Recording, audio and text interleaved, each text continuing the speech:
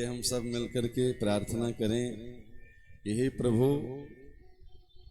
आपके करुणा कृपा के बिना न जाने कितने जन्म हमारे आपसे विमुख की तरह बीते हैं। ये जन्म भी यूं ही व्यर्थ न चला जाए, इसलिए आप करुणा कृपा करके हमें अपना लें, अपने चरणों में स्थान दें। ऐसी कामना भावना राधा माधव के चरणों में। तब विमुख अनेकों जन्म गए, अस्थावर जंगम रूप धरे।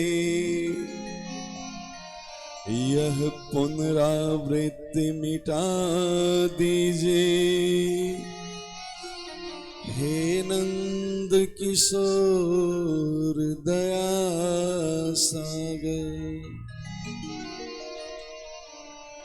तब विमुख अनेकों जन्म गए, स्थावर जंगम रूप धरे।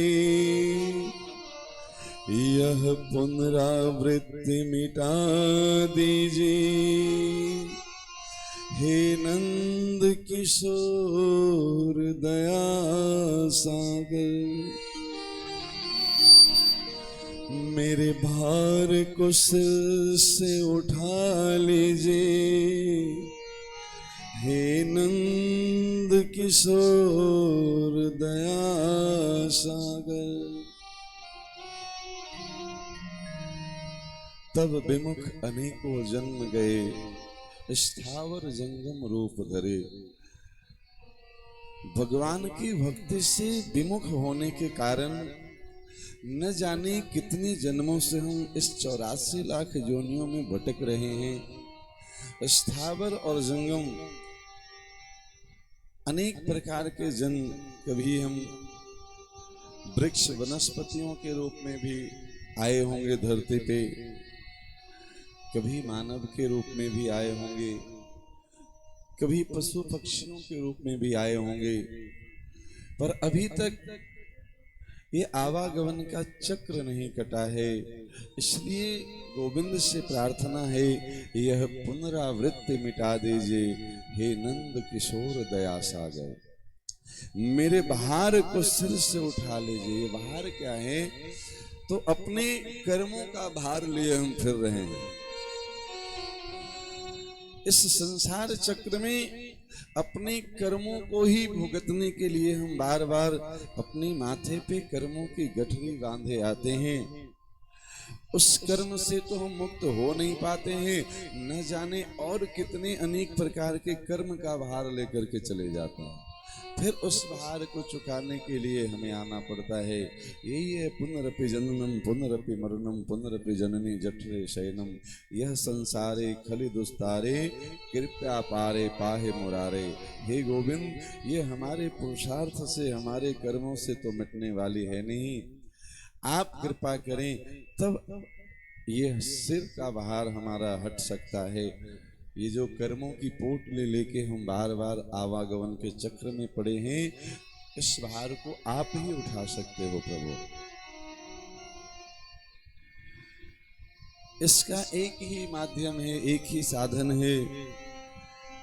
दर्शन को नैना तके, बचन सुनन को कान। मिलवे को ही रात पे, जिए को जीवन प्राण। दर्शन को नैना तके, वचन सुनन को कान। भगवत दर्शन के लिए दरस बिन दुख न लागे नैन। भगवान के दर्शन के बिना हम बेचैन रहने लगे। हमारे भीतर से व्याकुलता बढ़ती जाए, हमारे हृदय में भगवान से मिलन की, विरह की अग्नि निरंतर प्रज्वलित रहे। यही भाव है। दर्शन को नैना तके, बचन सुनन को काम, मिलवे को ही रात पे, जिय को जीवन प्राण। गोवर्धन वासी सांवरे, तुम बिन रहो न जान।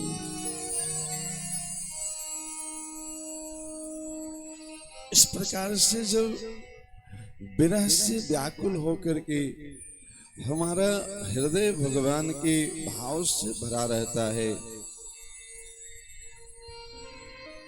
तब जाकर के श्री राधा रानी कृपा करते हैं। और जब राधा रानी कृपा करते हैं तब गोविंद भी कृपा करते हैं। बिना श्री जी की कृपा की गोविंद के चरणों तक पहुंच भी जाएं तो कल की कथा में आपने सुना, गोपियां अपनी उपासना साधना आराधना के बल पे कात्यायनी देवी की पूजा करके कृष्ण को प्राप्त तो कर ली, पर भगवान दो क्षण भी उन गोपियों के पास नहीं रह पाए।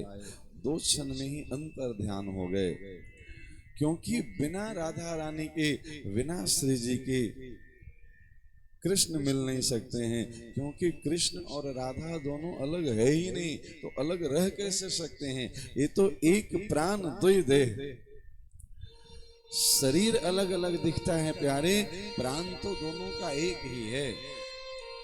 कृष्ण प्राणमयी राधा, राधा प्राणमयो हरि, जीवने निधने नित्यम, राधा कृष्णम गतिर्मम।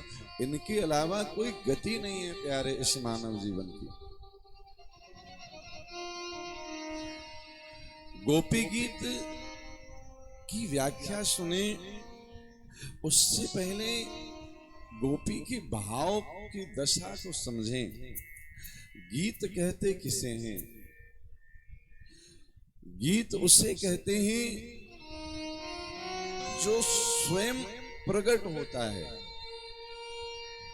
भगवान से मिलने के विरह में जो गाया गया है गीत, उससे गोपी गीत कहते हैं। अब हजारों गोपियां आई है तो कोई अपने हाथ में वो पेपर पे लिख करके थोड़े लाई है गोपी गीत कि सब मिल करके यही गीत गाएंगे। क्योंकि सबके प्रीतम कृष्ण हैं, इसलिए सबका भाव एक है और सब मिल करके जो गाती है वही गीत गोपी गीत बन जाती है प्यारे।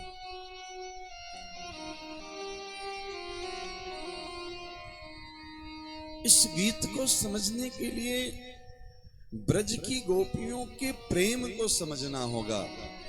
ब्रज की गोपियों का प्रेम कैसा है? एक गोपी ब्रज गलियों में अश्रुपात करते हुए आवाज लगा रही है, कोई ले लो, कोई ले लो, कोई ले लो। दूसरी गोपी पूछती है कि अरे बाबरी, तू कहाँ बेच रही है? तो पे कुछ दिख तो रहा नहीं, तुम क्या बेच रही हो इस ब्रज की गलियों में? तो वो गोपी कहती है कि मैं हूं निंदिया बेचन वाली, मैं अपनी निंदिया बेचने आई हूं इस ब्रज की गलियों में। दूसरी गोपी हंसती है कि अरे बाबरी, निंदिया भी कोई बेचने की चीज है? निंदिया की कीमत तो उससे पूछो जिसे नींद नहीं आती है, गोलियां खाना पड़ती है तब भी वो बेचैन रहती है। तू अपनी निंदिया क्यों बेचना चाहती है? तो उस पहले गोपी का भाव सुनिए। आए मोहन फिर गए अंगना, मैं बैरिन रही सो। आए मोहन फिर गए अंगना, मैं बैरिन रही सो। रे निंदिया तो है मैं बेच दूं, जो कोई ग्राहक हो। आज इस गोपी से भगवान वचन दिए थे कि गोपी आज मैं तुम्हारे घर आऊंगा, गोपी बड़े प्रसन्न थी। आज निवेदन पूर्वक भगवान को आमंत्रित की थी कि प्रभु सारे गोपियों के घर में आप जाते हो, कभी मेरा भी सौभाग्य जगेगा, कभी मेरे घर में भी माखन खाने आओगे। भगवान बोले गोपी चिंता मत कर, आज मैं तेरे घर का ही माखन पाऊंगा, आज मैं तुम्हारे घर जरूर आऊंगा। पर गोपी आज थोड़ा श्रमित थी, गोष्ठ में काम करते करते थोड़ा शरीर श्रमित हो गया था, थकावट आ गई थी। घर में लेटते ही नींद आ गई। पर मेरे गोविंद अपना वचन कैसे तोड़ सकते थे। ठाकुर आए, गोपी को सोए देख करके वो दबे पांव वापस चले गए कि हम जिससे प्रेम करते हैं उससे मेरे कारण कोई कष्ट नहीं होना चाहिए। गोपी को मेरे चलते उसकी निंदिया में खलल न हो, बाधा न हो, इसलिए ठाकुर जी वापस चले गए। मिट्टी के आंगन थे गांव के। जब गोपी जगी तो क्या देखती है कि आंगन के धूल पे ठाकुर जी के नन्हे नन्हे चरण छपे थे। आज व्याकुल हो गई गोपी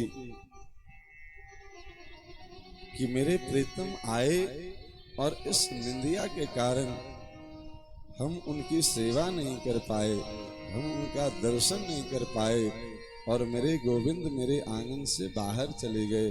आज ये गोपी निकल गई बावरी होकर के ब्रज की गलियों में कि आए मोहन फिर गए अंगना, मैं बैरिन रही सोए, रे निंदिया तो मैं बेच दूं जो कोई ग्राहक हो।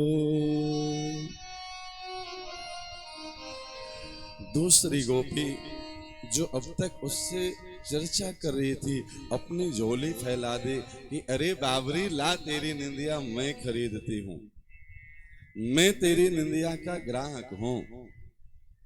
तो वो पहली वाली गोपी अपना दर्द भूल गई। वो पूछती है कि अरे सखी, मैं तो इसलिए निंदिया को बेच रही हूं कि नींद के कारण श्याम सुंदर का दर्शन से हम वंचित रह गए, उनकी सेवा से वंचित रह गए। पर तू क्यों नींद में सोना चाहती है? क्या तुम्हें श्याम सुंदर प्रिय नहीं है? क्या तुम प्रीतम का दर्शन नहीं करना चाहती हो? तुम प्रीतम की सेवा नहीं करना चाहती हो? दूसरी गोपी बोली कि अरे सखी, मेरा दर्द कुछ अलग प्रकार का है। हाँ सखी, बता तुम्हारे दिल का दर्द क्या है? तो दूसरी गोपी कहती है, पौड़ी होती पलंगा पर में, ज्ञान को ध्यान प्रभु चितलाए, लाग गई पल में पल के, पल के लागत पल में प्रभु आए। दूसरी गोपी कहती है कि पौड़ी होती पलंगा पर में। क्या बताऊं सखी, एक दिन अपनी पलंग पे पौड़ी थी, लेटी थी, ज्ञान कोर ध्यान प्रभु चित लाए। भगवान का ध्यान चित्त में, हृदय में करते करते, उनका चिंतन करते करते मैं पलंग पे लेटी थी। पौड़ी होती पलंगा पर में, ज्ञान कोर ध्यान प्रभु चितलाए, लाग गई पल में पल के। भगवान का चिंतन करते करते हम पलंग पे पौड़े ही थे कि भगवान के चिंतन में मन ऐसा खोया कि आंख लग गई, नींदिया आ गई। लाग गई पल में पल के। और सखी क्या बताऊं, जैसे ही मेरे पलकें लगी, नींदिया आए, तो पल के लागत पल में प्रभु आए। जैसे ही मुझे नींद आई, मेरे सपने में श्याम सुंदर आए, मोर मुकुट वंशी पधराए। मेरे गोविंद मेरे स्वप्न में आकर के मुस्कुरा रहे थे। मैं जो उठी उनसे मिलवे को, स्वप्न में ही अपने प्रीतम का दर्शन हुआ, तो स्वप्न में ही हम उठ करके उनको प्रणाम करना चाहते थे, उनका स्वागत करना चाहते थे। मैं जो उठी उनसे मिलवे को, जाग तो जाग पड़ी पिए पासन पाए। जाग पड़ी पिए पास न पाए। जैसे ही नींद में हम प्रीतम को गले से लगाने के लिए उठे, उसी पल मेरी नींद खुल गई। और नींद खुल गई तो सामने गोविंद का दर्शन नहीं हो रहा था, क्योंकि वो तो स्वप्न में दर्शन दे रहे थे। ते प्रभु प्रीतम सोए के खोए, मैं प्रभु प्रीतम जाग गवाए। अरे सखी, तुम्हारा दर्द ये है कि ते प्रभु प्रीतम सोए के खोए। तुम सो गई थी इसलिए प्रीतम वापस चले गए थे, पर मेरा दर्द तो देखो, मेरी तो नींद खुल गई और मेरे को छोड़ करके भगवान स्वप्न से गायब हो गए। ते प्रभु प्रीतम सोए के खोए, मैं प्रभु प्रीतम जाग गवाए। मैं जैसे ही जगी, सामने से प्रीतम गायब थे, गोविंद गायब थे, मोर मुकुट वंशी वाले का दर्शन नहीं हो रहा था। कहा कहूँ सखी, तब से मैं गोविंद के दर्शन की आस लिए भटक रही हूँ, तब से मुझे नींद ही नहीं आ रही है। मैं बहुत प्रयास कर रही हूँ कि दोबारा फिर से नींद आए और स्वप्न में ही सही एक बार प्रीतम का दर्शन तो हो जाए। इसलिए आज भले मिली सखी तू अपनी नींद बेचने वाली, एक बार तुम्हारी नींद मुझे मिल जाए तो वास्तव में नहीं तो स्वप्न में ही सही गोविंद का एक बार दर्शन तो हो जाएगा सखी। इसलिए हम तुम्हारी नंदिया को खरीदना चाहते हैं।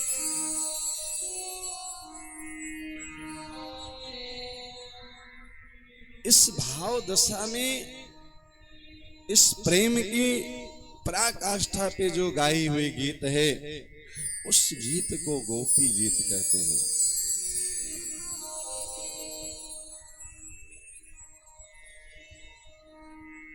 अब आइए,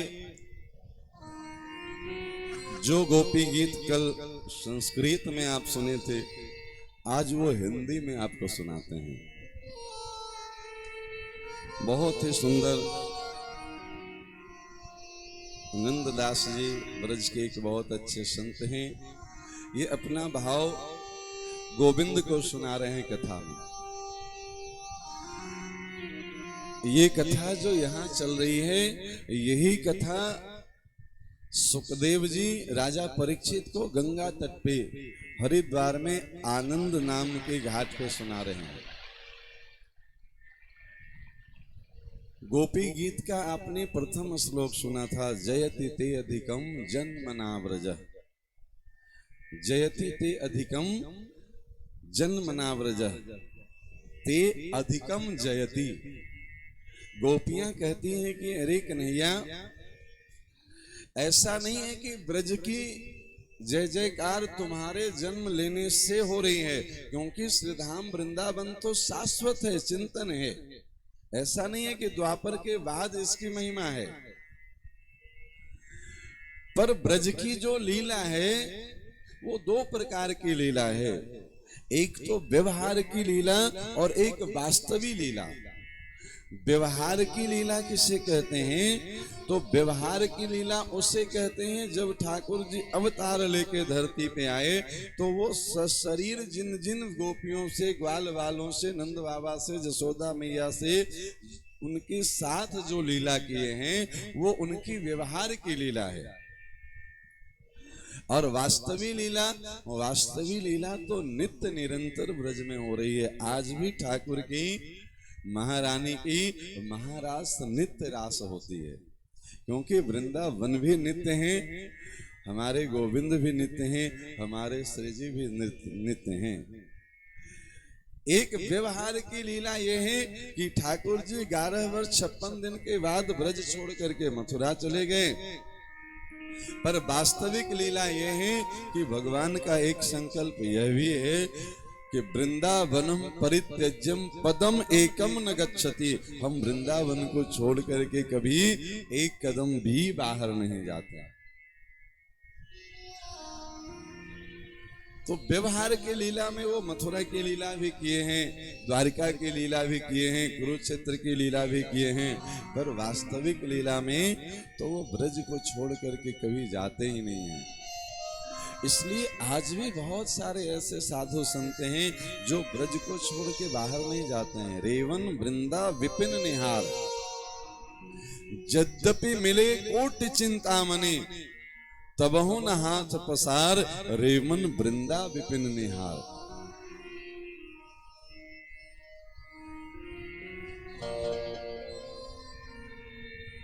तो गोपियां कहती हैं कि गोविंद जयति ते अधिकम, ब्रज की महिमा तो पहले भी थी, पर आप जब यहाँ प्रकट हो करके लीला करने लगे, वास्तविक लीला के साथ साथ व्यवहार की लीला आपके चलने लगी, तो ते अधिकम जयति, तब से ब्रज की और ज्यादा जय जयकार होने लगी। ये हम आप सब के लिए संकेत है गोपियों का। हम पिछले 5 दिनों से चर्चा कर रहे हैं कि जिस हृदय में गोविंद की भक्ति प्रकट हो चुकी है, वो शरीर ही श्री धाम वृंदावन है, वो शरीर ही श्री धाम अवध है, अयोध्या है। तो इस भाव में गोपियां कहती हैं ते अधिकम जयति, ये मानव जीवन 84 लाख योनियों में तो पहले भी श्रेष्ठ था। बड़े भाग्य मानुष तन पावा, सुर दुर्लभ सद ग्रंथ गावा।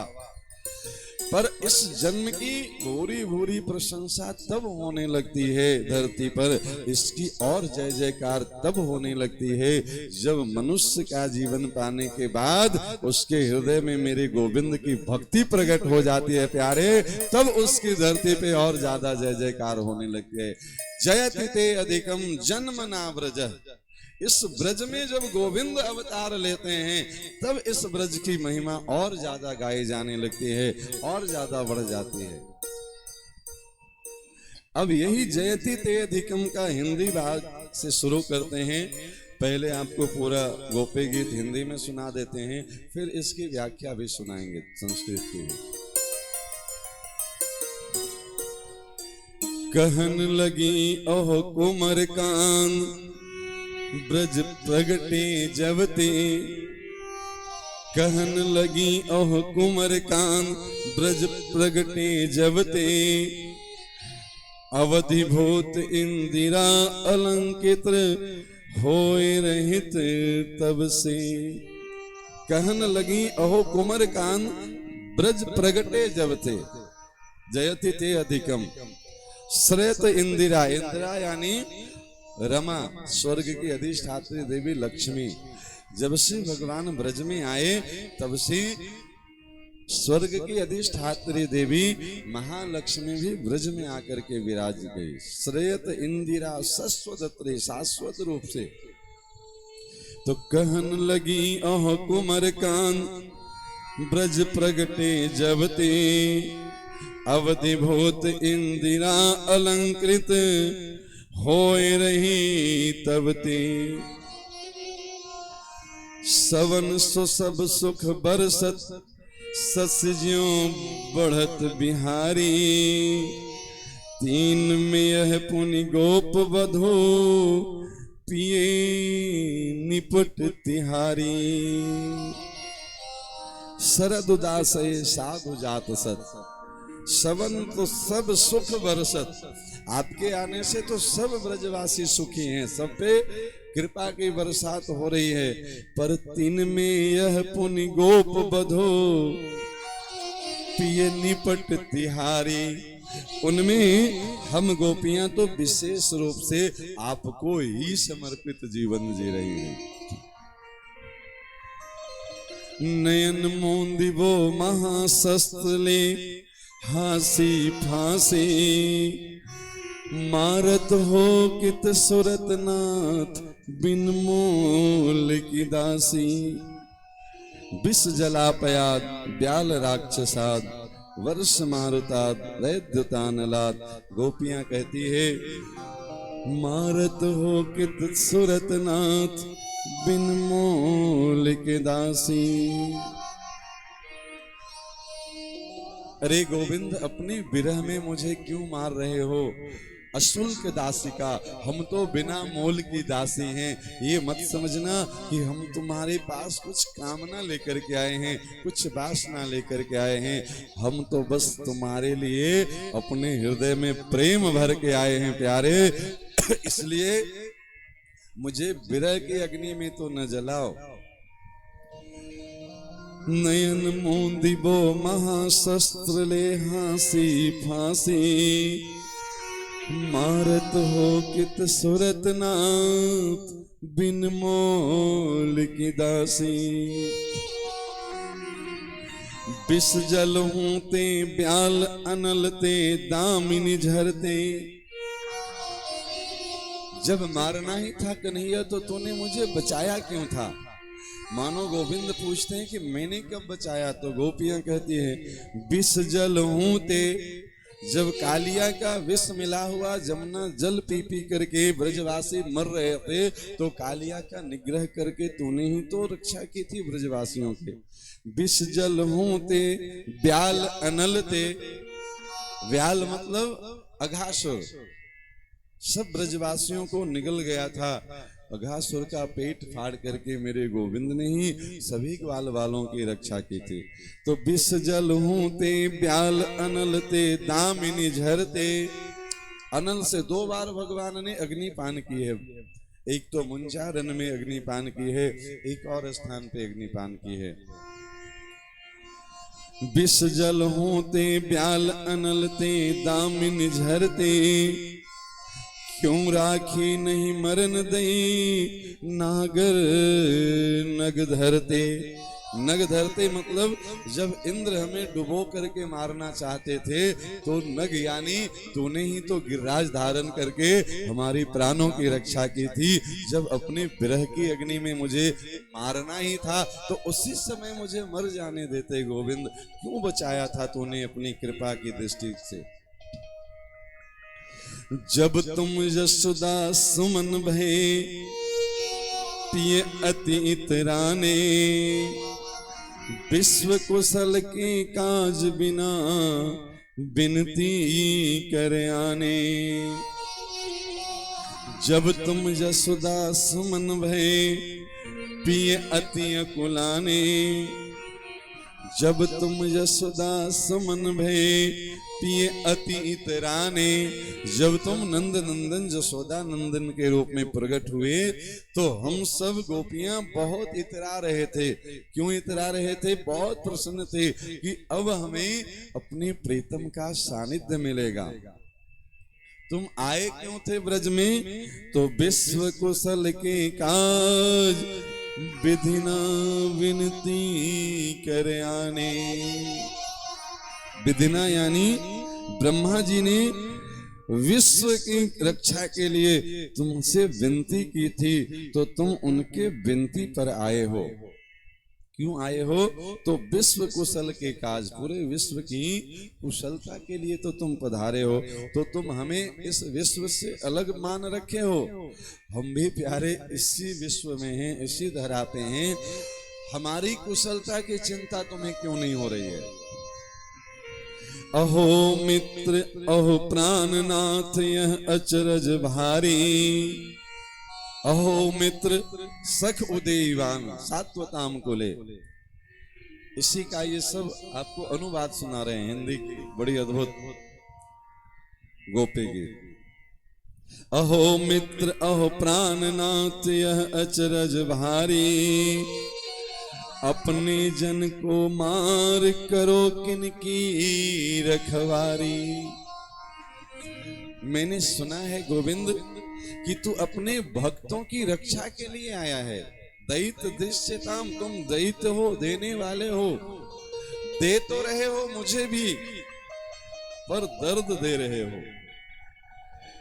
तो अहो मित्र अहो प्राणनाथ यह अचरज भारी, तुम अपने भक्तों की रक्षा करने के लिए आए हो गोविंद, तो अपने जन को मार किन करो किनकी रखवारी।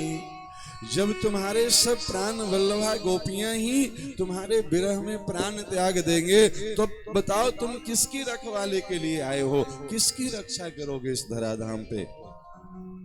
फिर तुम्हारे बिरद काहे को गाई जाएगी। जब पशु चारण चलत चरण कोमल धरत वन में, जब पशु चारण चलत, जब तुम गैया चराने के लिए वन में जाते हो, गोचारण लीला करने के लिए, जब पशु चारण चलत चरण कोमल, आपके ये कमल से भी कोमल कलर चरण धरत वन में, सिल तृण कंटक अटकट कसकत हमरे मन में। पता है गोविंद, सिल तृण कंटक अटकट, जब तुम्हारे कमल से भी कोमल चरण नंगे पांव जब गोचारण लीला के लिए जाती है, तो सिल तृण बन के जो छोटे छोटे कंकड़ पत्थर हैं, तृण यानी जो छोटे छोटे घास है, नए नए कोपल उग रहे हैं घास के, सिल तृण कंटक कांटा कुसा है जंगल के, अटकत, ये सब तुम्हारे पैरों में चुभते हैं। और सच बताएं गोविंद, सिल तृण कंटक अटकत कसकत हमरे मन में, ये चुभते तो तुम्हारे चरणों में है गोविंद, पर छेद हमारे हृदय में होता है, दर्द हमारे हृदय में होता है। कसकत हमरे मन में, उसकी पीड़ा हमारे मनों में होती है।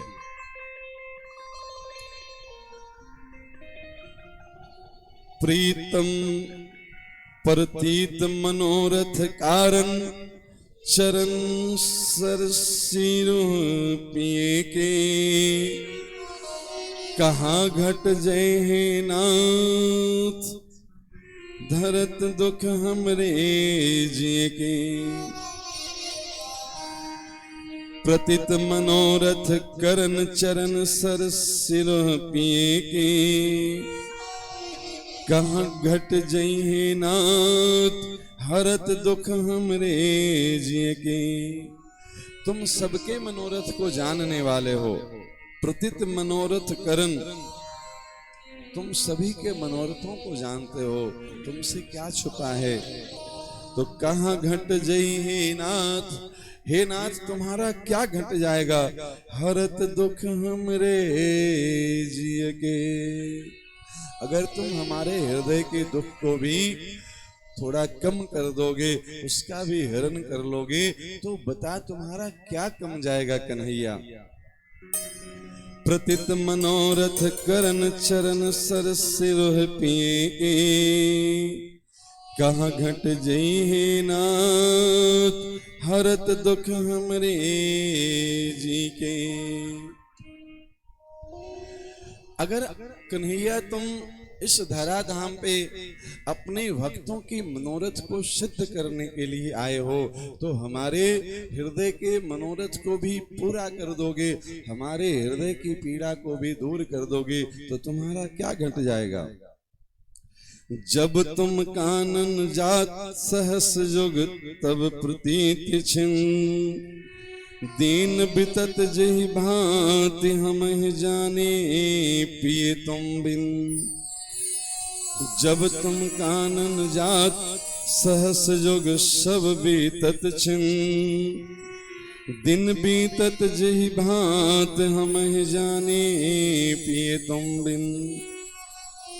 जब तुम कानन जात सहस जुग, जब तुम वन में जाते हो गोचारण लीला के लिए, जब तुम कानन जात सहस जुग सम बीतत छिन, त्रुटि युगायते त्वाम अपश्यताम।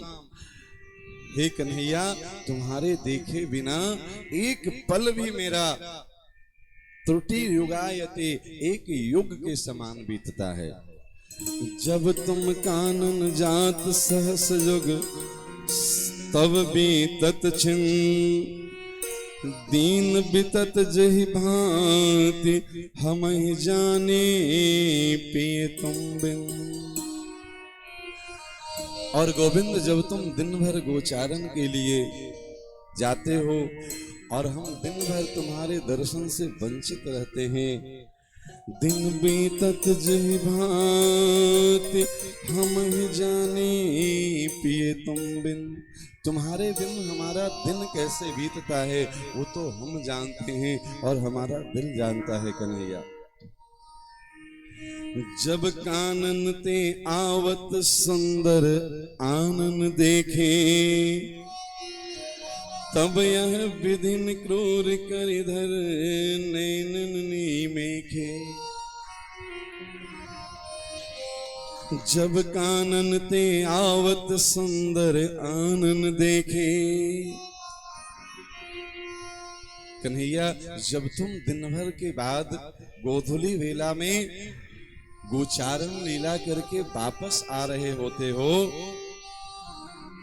और तब हम तुम्हारे दर्शनों की अभिलाषी होकर के उन गलियों में खड़े रहते हैं जिन गलियों से तुम गोचारण लीला करके आ रहे होते हो।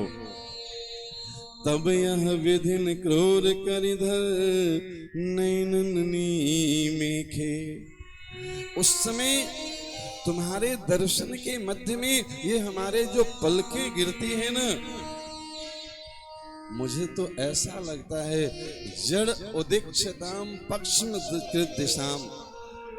ये ब्रह्मा ऐसे तो बुद्धि के देवता हैं, लोग इन्हें विधि कहते हैं, पर मुझे तो लगता है कि ये ब्रह्मा कहीं जड़ तो नहीं थे। इन्होंने इन नेत्रों की पुतरियों के ऊपर ये पलकें क्यों बनाई? ये मेरे गोविंद के दर्शन में बाधा क्यों बनती है? क्या पराकाष्ठा है गोपियों के प्रेम की। भगवान गोचारण लीला करके वापस आ रहे हैं और उनके दर्शन के लिए दिन भर व्याकुल है। दर्श बिन दुख न लागे नैन। और आज भगवान का दर्शन में ये पलकें गिरना भी गोपियों से बर्दाश्त नहीं हो रहा है। और विधि के देवता ब्रह्मा को भी वो जड़ कहती है। जड़ उदीक्षताम पक्ष्म कृत्यशाम। ये क्यों पलकें बनाए हैं ब्रह्मा जी ने? फनिंग फनन पर अरसे डर पे नाहिनेक तब, छविल छतिन पर धरत डरत क्यों कान कुंवर। सब गोपियां चाहती है कि हमारे इस हृदय पे तुम अपने चरण कमल पधरा दो कन्हैया। एक अभिलाषा है और इसी बात की चर्चा करती है गोपियां। फनिंग फनन पर अरसे डर पे नाहिनेक तब। फनिंग फनन पर कालिया नाग के नाथने की लीला में विषधर कालिया के फनों पे तो तुम्हें अपने चरण पधराने में डर नहीं लगा। फनिंग फनन पर अर पे डर पे नाहिनेक तब तो तुम्हें थोड़ा भी डर नहीं लगा था कि इतना बड़ा विषधर कालिया के फना पे तुम अपने इस कोमल कमल से भी कोमल चरण को पधरा रहे हो। फनिंग फनन पर अर पे डर पे नाहिनेक तब, और छविल छतिन पर धरत डरत क्यों कान कुंवर अब। और हम गोपियों के हृदय क्या उस विषधर कालिया के फन से भी ज्यादा विष भरा पड़ा है? क्या उससे भी कठोर हैं? और सच भी है कान्हा, अगर तुम कहो कि उस विषधर के फन में तो विष भरा था, हम उसके विष को निकालने के लिए फना पे नृत्य किए थे, तो सच बताएं कन्हैया, हमारे इस हृदय में भी दो प्रकार का विष भरा है। एक को कहते हैं दर्प और दूसरे को कहते हैं कंदर्प, और तुम्हारे चरणों के बिना ये दोनों विष हृदय से निकलते नहीं हैं कन्हैया। इसलिए तुम एक बार कृपा करके अपने ये कमल से भी कोमल चरण हमारे हृदय पे भी पधरा दो। अपर तुम्हारी कथा अमृत सब ताप सिरावे, अमर अमरातोक्ष करे ब्रह्मादिक गावे। अपर तुम्हारी कथा अमृत सब ताप सिरावे, तब कथामृतम तप्त दर्शनम। मैंने सुना है कि तुम्हारी कथा ही सारे ताप साप संताप को मिटाने वाली है। फिर तुम्हारे चरण का हमें स्पर्श मिल जाए तो हमारे कल्याण में क्या कोई संदेह रह जाएगा। जानत हो प्रिय तुम जो डरत ब्रजराज दुलारे। फिर गोपियां खुद से ही इसका जवाब भी देती है कि जानत हो प्रिय तुम जो डरत ब्रजराज दुलारे। हे ब्रजराज, हे कन्हैया, हम जानते हैं कि तुम क्यों अपना चरण हमारे हृदय पे क्यों नहीं पधराना चाहते हो, क्योंकि कोमल चरण सरोज उरोज कठोर हमारे।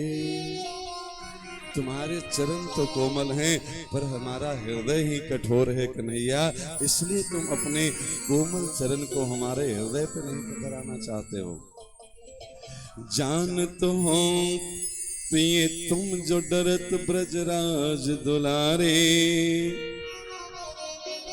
कोमल चरण सरोज उरोज कठोर हमारे। सने सने पग धरिए हमको अधिक प्यारे। एक उपाय बताएं कन्हैया, सने सने पग धरिए। अगर तुम हमारे इस कठोर हृदय पे चरण नहीं रखना चाह रहे हो, इससे डर रहे हो, तो उसका एक समाधान बता देते हैं। सने सने पग धरिए, धीरे धीरे अपनी कोमल चरणों को पधराओ। कालिया नाग के फना जैसा इस पे नृत्य करने की आवश्यकता नहीं है। इस पे तो सने सने प्रेम पूर्वक धीर गंभीर चाल में आहिस्ता आहिस्ता अपने चरण हमारे हृदय पे पधरा दो।